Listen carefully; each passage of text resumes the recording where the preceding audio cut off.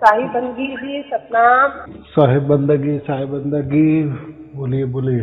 आपके चरणों में शत शत प्रणाम। प्रणाम स्वीकार है, आपको भी प्रणाम। बोलिए बोलिए। अच्छा साहिब जी, मेरे को तो वो धुन सुनाई नहीं दे रही है। हाँ। और मतलब मैं आपकी काफी वीडियो देख चुकी हूँ, मुझे 1.5 महीना हो चुका है, मतलब 1.5 महीने से देख रही हूँ, सुन रही हूँ। और डेली मतलब 2-3 तो मैं सुनती हूँ जरूर।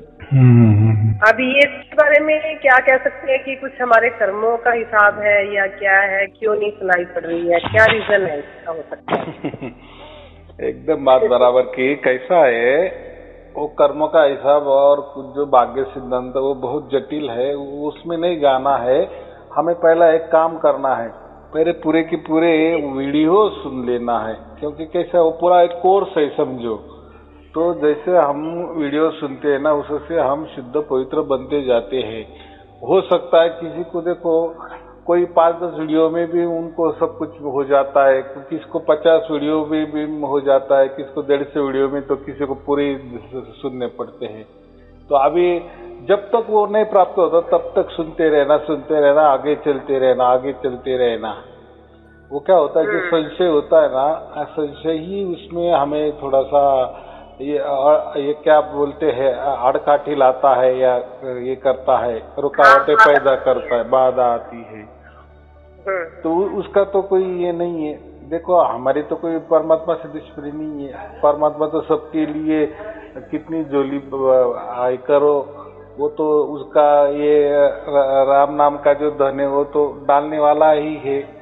लेकिन हमारी झोली ही थोड़ी सी फटी हुई है, ऐसा समझो, तो हो जाएगा, वो भी बराबर हो जाएगी, ऐसा समझ के करना। अभी हम तो उसको अर्धा से कर सकते हैं ना।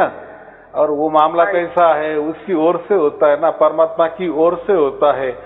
अगर मेरी ओर से हो जाता या आपकी ओर से, तो मैं और कुछ बताता, कोई मंत्र बताता, कोई ध्यान बताता, कोई तंत्र बताता, युक्ति बताता, लेकिन वो वैसा नहीं ना, वो उसकी कृपा से हो जाता है।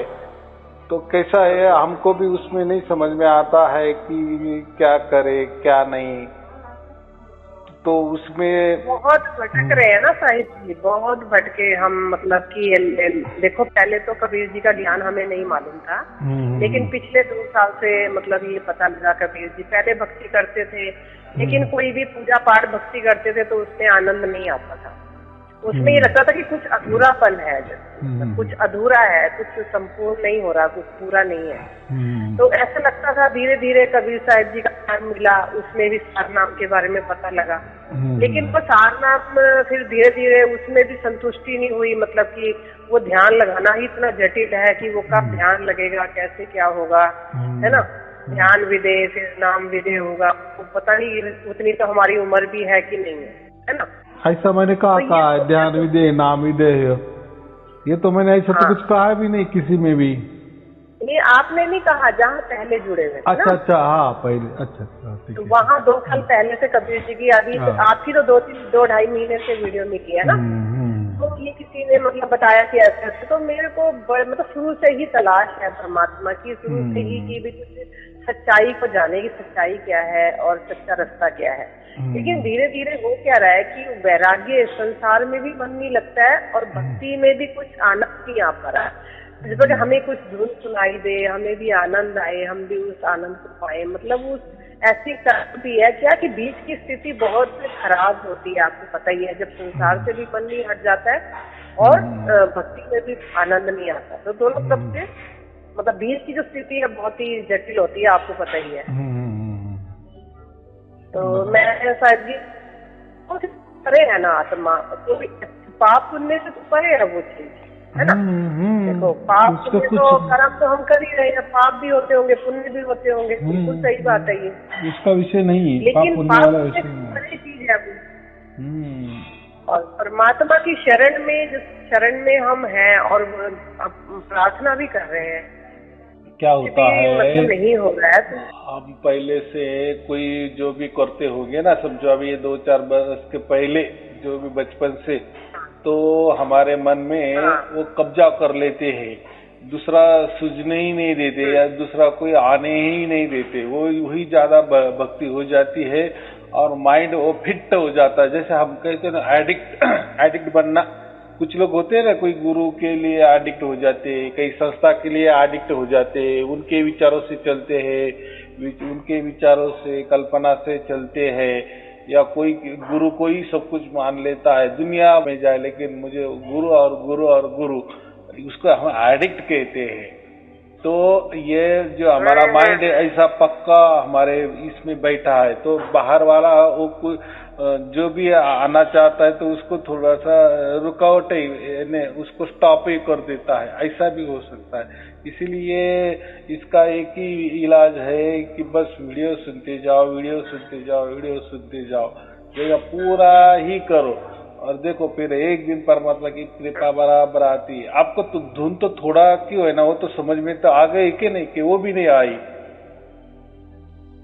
वो जो आपकी वो जो डुप्लीकेट धुन बनाई ना आपने, हाँ, तो वो तो मतलब डुप्लीकेट है, लेकिन हाँ आपके अंदर ऐसे आ रही है कि कभी आपने समझो रात को 2-3 बजे उठ जाना, फिर देखो ना मस्तिष्क में वैसी धुन चलती है क्या, ऐसा देखो ना, थोड़ा टटोलते जाओ ना, थोड़ा सा जांच करो। मतलब 2-4 बार उठी है साहिब जी, तो नहीं, वो मुझे धुन नहीं सुनाई देती, पता नहीं मुझे क्या है कि धुन मुझे वो नहीं सुनाई देती। मस्तिष्क की ओर है ना, अपना जो तालु है ना, ऊपर का टॉप वाला मस्तिष्क का हिस्सा, वहाँ थोड़ा सा आँख बंद करके थोड़ा सा टटोलो उसको, वैसा आएगी। वो जो आपने बाहर वाली डुप्लीकेट सुनी ना, वैसी वो आती ही है। तो पहले एक बार आपके मन में या ऐसा समझो शरीर ने उसको पकड़ लिए ना, तो वो पहले हमारे आत्मा वाली धुन होती है, उसको ही पकड़ना, क्योंकि वही एक जरिया है हमारा आत्मा कि वो परमात्मा को के पास लेके जाता है, या ऐसा समझो कि ये आत्मा को ही परमात्मा खींच लेता है। तो ये हमें आत्मा को ही पहला जागृत करना है, वही आत्मा की धुन ही आपको पहले प्रकट करनी है। तो थोड़ा उसके लिए थोड़ा चाहे तो प्रयास करो, थोड़ा प्रयास मानी यही मैं कहा कि 2 बजे 3 बजे उठो, तो आराम से अपने बिस्तर पे बैठ जाओ, आँख बंद करो और हमारा अंदर से ही मस्तिष्क जो है ना, ऊपर वाला तालु का हिस्सा, वहाँ लक्ष्य केंद्रित करो, चोटी के यहाँ, तो देखो लगता 100% आपको वो धुन सुनाई देगी।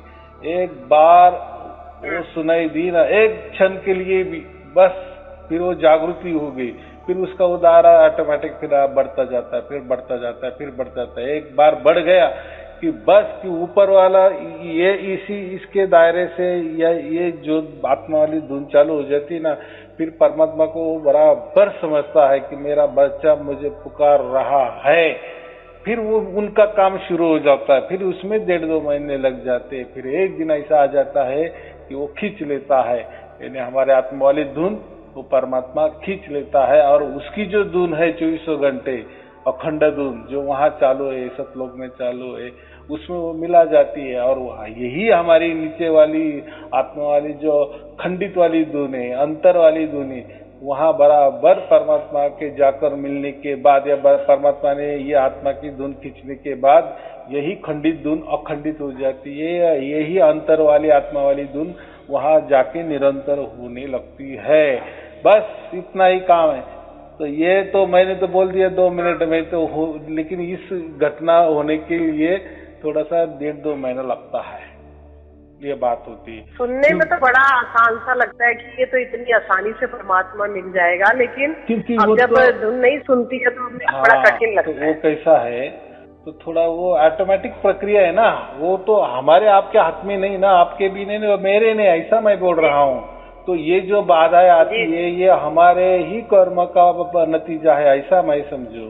तो वो जब तक शुद्ध पवित्र नहीं बनते, वो जो बाधाएं समझो, तब तक हमें ये थोड़ा सा ये हो जाता है। कैसे है साहिब जी, देखो कर्म अगर बीच में आ रहे हैं तो कर्म से तो परे है ना आत्मा, बीच में नहीं आ रहे। हमने कुछ तो भी किया है ना, समझो कोई पोथी पुराण कोई पाठ किए है, बहुत सारे जपा किए है, जाप की है, तो वो क्या करते हैं, उनका फल देते बिना हमको छोड़ते नहीं। वो क्या बोलते हैं, आपने इतना पुण्य कमा, पहले उनके लिए तो काम करो, उनका तो मौज मजे लो, कहाँ जा रहे हैं आप मुक्त होने। तो ये होता है ना, क्योंकि वो उनका हिसाब मिटाने के लिए ये करते हैं ना। लेकिन हम अगर परमात्मा को अरदास करेंगे कि नहीं मुझे अभी ये चाहिए, ये जो मैंने जो भी किया है ना, इसका जो भी मुझे बेनिफिट मिलने वाला है वो मुझे नहीं चाहिए, मुझे बस परमात्मा ही चाहिए, तो फिर परमात्मा को समझ में आता है कि नहीं बच्चा अभी मुझे ही चाह रहा है। तो फिर इनका जो भी ये जो दखल अंदाजी कर रहे हैं ना, ये जो हमारे पहले कर्म या उससे हम एडिक्ट हो गए या उन्होंने कब्जा करे है, तो परमात्मा छुड़ाता है, वो उसका काम है वो। और वो इतना सूक्ष्म काम होता है कि वो हम उसका बयान नहीं कर सकते, वो अवर्णनीय काम होता है और वो होता है। इसलिए डटे रहो मैं जो हमेशा बोलता हूँ ना, बस हमारे हाथ में वही है। हमारे हाथ में क्या है, आत्मा की धुन सुनाना, यही हमारे हाथ में है, यही तो फंडा है उसमें तरीका। तो इसलिए ज्यादा से ज्यादा सुनने की कोशिश करो। आत्मा वाली धुन ही जागृत, यानी आत्मा वाली धुन जागृति से ही परमात्मा खींच लेता है।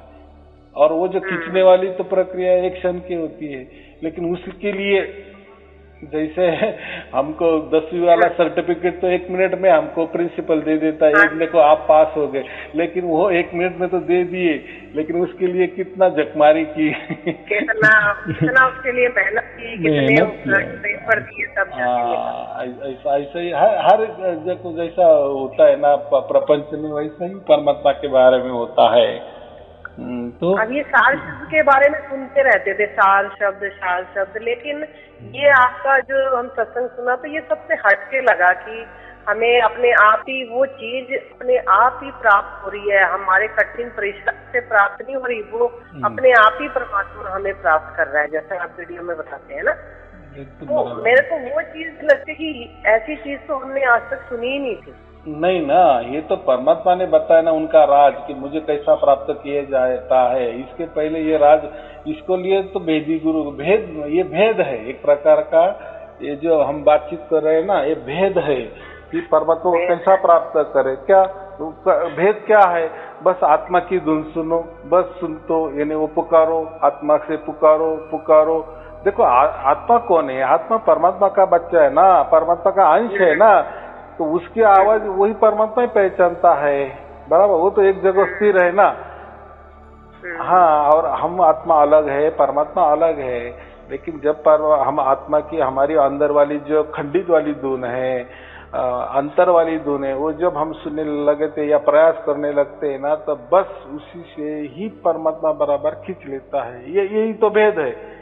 भेद तो बहुत छोटा है, लेकिन बहुत बड़ा काम का है ना, और ये किसी को मालूम नहीं था। इसके पहले ये विषम में उसका राज खोल दिए ना, बराबर के। अभी शब्द के लिए यूट्यूब पे इतने संत बने हैं जो बता रहे हैं, पजल ही हो जाता है इंसान की। नहीं, देखो मैं वही भी बताता हूँ, जितने भी लोग बताते हैं ना, लेकिन भेद किसी को मालूम नहीं। जो मैंने बताया ना, ये भेद नहीं कोई बोल सकता, क्योंकि उनके पास भी नहीं है, उनके पास सार शब्द भी नहीं है। आप चाहे तो आप जा सकते, किसी भी इसमें जो बोलता है ना कि मेरे पास सारे शब्द, जाओ, आपको 2 बरस 4 बरस 2 बरस हो गए के बाद में बोलेगा नहीं आओ 3 बरस हो जाने के बोलेगा नहीं 6 बरस। ये क्या बात होती है, ऐसा थोड़ी है, ऐसा नहीं, वो उनके पास नहीं है। ध्यान ठीक से नहीं लगा रहे हैं ना, वो तो यही बोल देंगे आपका ध्यान ठीक नहीं लग रहा है। हाँ, और ये ध्यान की बात ही नहीं, क्योंकि ध्यान ये प्रकृति में लगाया जाता है, और प्रकृति से परमात्मा प्राप्त होता नहीं, ये तो नियम है ना। पानी और तेल कभी एक नहीं होता ना, पानी का गुणधर्म अलग है, तेल खाने का तेल जो है या कोई भी तेल हो उसका गुणधर्म अलग है, तो वो ये मिलावट कैसा होगा। तो ये प्रकृति में परमात्मा कैसा आ सकता है, परमात्मा ये और चीज है, बराबर। मैं वही बोला ना कि श्री कृष्ण जी ने उनका विश्व रूप दिखाया अर्जुन को, तो श्री कृष्ण जी ने उनको दिव्य दृष्टि दी पहले अर्जुन को, तब वो दर्शन हुआ ना विश्व रूप का अर्जुन को। हाँ, खुद की दृष्टि काम नहीं आई ना अर्जुन की, तो कहीं से बाहर से आ दिया ना, यानी श्री कृष्ण जी ने उनको दिया। वैसा ही ये परमात्मा हमें प्राप्त कैसा होता है, उसकी ओर से प्राप्त होता है। जब तक वो हमें वो दिव्य कर्ण प्रदान नहीं करता, तब तक ये धुन हमें सुनाई नहीं देती। अखंडित वाली, निरंतर वाली, परमात्मा वाली, बाकी तो ये तो हमारी आत्मा वाली हो तो हम तो सुनते हैं कभी कभार, वो तो आती है जैसे थोड़ा प्रयास करे तो भी उसको, तो मैं तो वही बोल रहा हूँ ना, थोड़ा प्रयास करो वो आत्मा वाली धुन तो लेकिन वो चालू होनी चाहिए। वो एक बार वो आत्मा वाली धुन चालू हो गई ना, बस काम ही हमारा खत्म, फिर बाद में बहुत ये है। तो चलो कोई चिंता की बात नहीं, डटे रहो, हो जाएगा। मेरा शुभ आशीर्वाद तो है ही। आपको बोलते हैं कि अपने आप ही धुन प्रकट हो गई, उन्होंने सुनी भी नहीं है ना, नहीं प्रकट हो जाती लोगों के। देखो कोई क्या कर जाते हैं, अब एक ये जो प्रवचन है ना, कोई 2-4 ही सुन लेते, उनको प्रकट हो जाता है ना, तो उनका भाग्य उतना हो गया ना।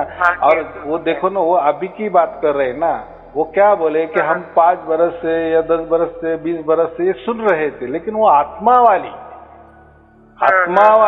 वो आत्मा वाली अखंडित नहीं होती ना, वो निरंतर नहीं होती। मैं तो वही बोल रहा हूँ ना, पहले आत्मा वाली आपकी जो खंडित वाली धुन सुनो। मैं क्यों बोल रहा हूँ फिर आपको उल्टा?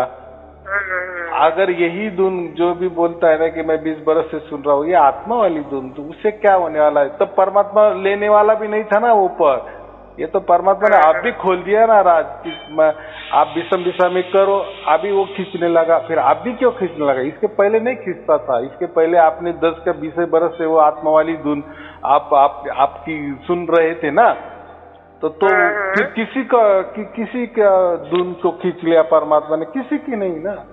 ये परमात्मा क्या बोले कि मैं विषम में ये राज प्रकट करूंगा, यानी उसी टाइम मैं खींचूंगा, इसके पहले नहीं खींचा परमात्मा ने, ऐसा मैं बोला। तो नहीं खींचा, इसलिए लोग आत्मा ही करने लगे, बाहर आत्मा, अंदर आत्मा, आत्मा घट आत्मा की ही बातें करने लगे ना। अभी ये राज परमात्मा ने खुला कर दी है, आसमान समझो, उसकी झोली उन्होंने उसकी बाहें उन्होंने फैला दी कि अभी आ जाओ, मैं अभी लेने को तैयार है। ये विषम के लिए रखा है, यानी ऐसा समझो विषम में ही मोक्ष मिल रहा है लोगों को, इसके पहले नहीं। आपकी बात मुझे समझ में आ गई कि जो लोग समझो 20 बरस से सुन रहे थे आत्मा के, तो फिर उनकी धुन फिर अखंडित क्यों नहीं हुई, निरंतर क्यों नहीं हुई? और बहुत सारे लोग तो ऐसे कान दबा के भी सुनते हैं ना आत्मा वाली धुन, तो क्या है नया उसमें नया क्या है?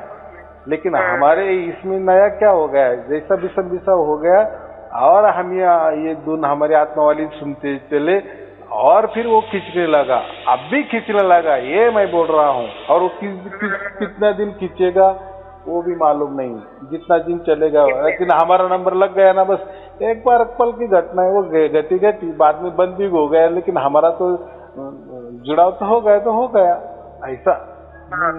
ये बात है। अच्छा साहब जी, जब वो 24 घंटे की धुन हो जाती है, तो वो मतलब कुछ भी करते रहो वो चलती रहती है? एकदम बराबर बात है, एकदम समतल में चलती है। हम बोलते हैं तो हमारे बाजू में ही खड़ी रहती है, वो चलती है। मैंने बोल रहे तो हमको सुनाई दे रही है, वो हम कुछ भी काम करते हैं वो सुनाई दे रही है, ये बात होती है। आनंद आता है ना उसमें, बहुत आनंद आता है। वो अवर्णनीय है, वो तो कैसा, वो आपको ही उसका एहसास करना है ना, उसका महसूस आपको प्रत्यक्ष करना है, उसका आनंद आप ही देखो। ये आपका निज मामला है, ये जो लोग बोल रहे हैं ना ऑनलाइन में, वो उनके साथ घट रहा है, इसलिए तो बोल रहे हैं ना कि हमारे साथ घट रहा है। और बाकी गुरु लोग क्या करते हैं, वो खुद ही बोलते हैं कि हाँ सबको प्राप्त हुआ, मेरे पास 4 शब्द है, सबको मैं दे रहा हूँ। अरे क्या दे रहा है तू? तो कुछ भी बोलेगा, लोगों ने बोलना चाहिए ना कि उनको प्राप्त हुआ। लोग बोले उनको प्राप्त हुआ है, तभी वो सच्चा है ना। अगर गुरु बोल रहा है उसको प्राप्त हुआ, वो तो कुछ भी बोलेगा। वो तो बोलता है मैं ही परमात्मा हूँ, मैं ही कबीर जी हूँ, मेरे कबीर जी ऊपर बैठे, मेरे कबीर जी दाएं बैठे। वो तो खुद तो कुछ भी बोलेगा, मैं ही परमात्मा हूँ, ऐसा ही बोलेगा। उसमें क्या है? खुद परमात्मा बन के बैठने से क्या है? या मेरी आरती करो, मेरी पूजा करो, मेरे चरण अमृत लो, ये तो मान बढ़ाई तो सबको लगती है करनी चाहिए लोगों ने। वो नहीं, उसमें परमात्मा नहीं है। परमात्मा ऐसा किसी को ये नहीं करता, परमात्मा ही होता है। वो ये शरीर की प्रकृति में नहीं है। जो बोलते हैं ना कि मेरी पूजा करो, यानी मैं परमात्मा हूँ, तो ये शरीर परमात्मा कभी नहीं हो सकता। तो ये क्या है, सब क्या बोलते हैं, अभी घोर कलयुग है ना, तो लोगों को फंसाने का काम करना है। लोगों को क्या समझता है, लोगों को क्या समझता है और कौन बोलने वाला है? जी है, लोग तो भटक ही रहे हैं, कभी किसी पे जाते हैं, कहीं सच्चाई मिले, फिर दूसरे पे चले गए, फिर दूसरे पे तीसरे पे चले गए। लोग क्या करें, उनको तो भक्ति करनी है, लेकिन उनको जहाँ थोड़ा सा ठीक लगता है वहीं चले जाते हैं। इसीलिए इसको भाग्य का क्यों बातें करें? अगर ये भाग्य नहीं होता या कर्म सिद्धांत नहीं होता तो फिर कोई घोर पापी भी फिर परमात्मा को प्राप्त कर लेता ना। ऐसा नहीं होता। ये सार शब्द परमात्मा की ओर से ही हमें प्राप्त होता है।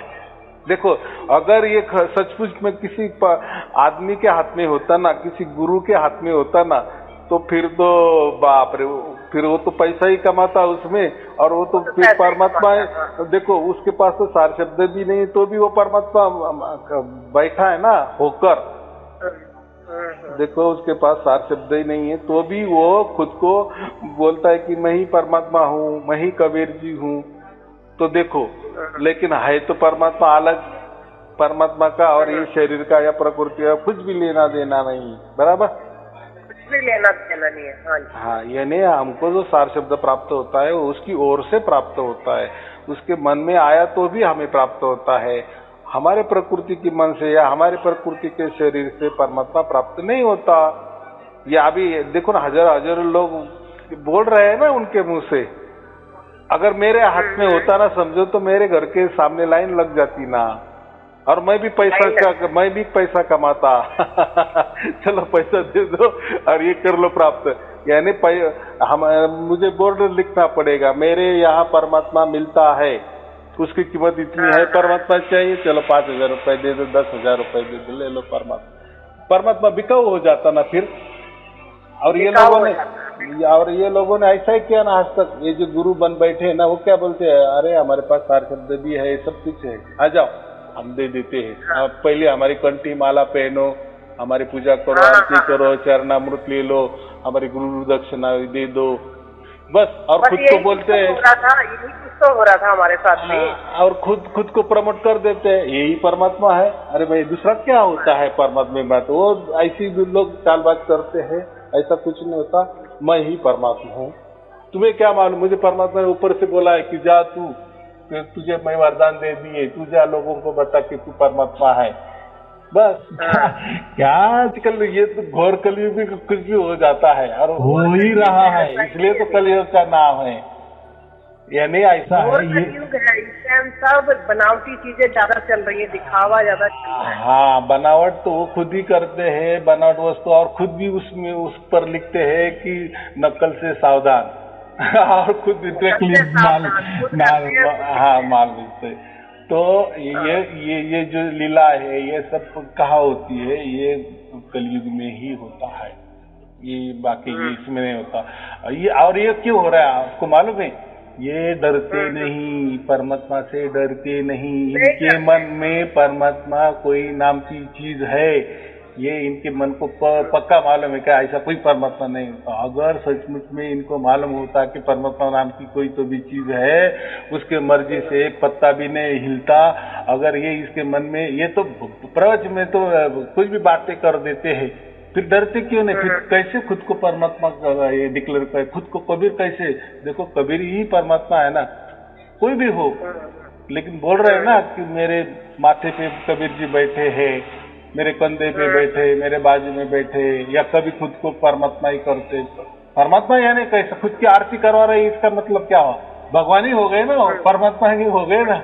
और लोग कर रहे हैं ना मस्त पैकी आरती कि भाई तेरा भी सड़ा गला हुआ शरीर है, हमारा भी सड़ा गला हुआ है, तो तू तेरा शरीर को ये मान रहा है, तेरा में परमात्मा प्रकट हुआ, तो हमारी भी आरती उतारो ना तुम। हम तुम्हारी करते, तुम हमारी करो, चलो।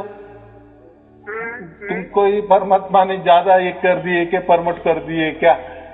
या परमात्मा ये पार्टिसिपेट करता है क्या? इसको इसके साथ रहना, इसको नहीं प्राप्त होना, ऐसा परमात्मा करता है क्या किसी को? अब सारे तो परमात्मा के बच्चे हैं ना, बच्चे तो सारे परमात्मा के हैं। वो दूजा भाव थोड़ी करता है, वो दूजा भाव थोड़ी करता है। और इनके कहने से परमात्मा मिलता है और इनके कहने से परमात्मा नहीं मिलता। परमात्मा इनका गुलाम हो गया, तो वो परमात्मा हो गया क्या? हाँ, तो इनके साथ सचमुच परमात्मा है तो क्या? एक ही है ना साहिब जी, देखो परमात्मा दो तो है ही नहीं ना, परमात्मा तो एक ही है। बराबर एक जैसे ही सूर्य एक है, परमात्मा भी एक ही है। बराबर। अगर हम शरीरों में है तो हम तो आत्मा ही है ना, हमने आत्मा को परमात्मा से मिलाना है बस, हमने वो परमात्मा से मिलना है बस। एक ही जरिया है, आत्मा से ही परमात्मा मिलता है, क्योंकि वो हमारा बाप है, हमको बाप ही उठा सकता है। ये तो प्रकृति में भी होता है ना, बच्चा तो असहाय होता है ना, बच्चा तो चल नहीं फिर सकता है, उसको तो बुद्धि नहीं है, उसको तो कोई भी कुछ भी कर सकता है। लेकिन बाप की नजर या माँ की नजर बच्चे पे तो माँ ही उसको बचाती है ना, बच्चे को। वैसे हम क्या है, ये प्रकृति में, ये काल के दायरे में बंदिश है ना, हमें काल थोड़ी छोड़ने वाला है ऐसा ही, या प्रकृति छोड़ने वाली है क्या? नहीं, ये पंच तत्व के पिंजरे में हम बंद है, बराबर के नहीं? तो हमें कौन छोड़ेगा? प्रकृति छोड़ेगी, और प्रकृति तो है ही साथ उल्टा तो उसने तो हमें क्या है, या काल ने हमारे ऊपर कब्जा किए हैं। तो हमें बाहर से जब तक हमारा पिताजी आता नहीं, परमात्मा आता नहीं, हमको खींचता नहीं ये पंच तत्व के पिंजरे से, तब तक हमारे जो हम रिहा होना मुश्किल है।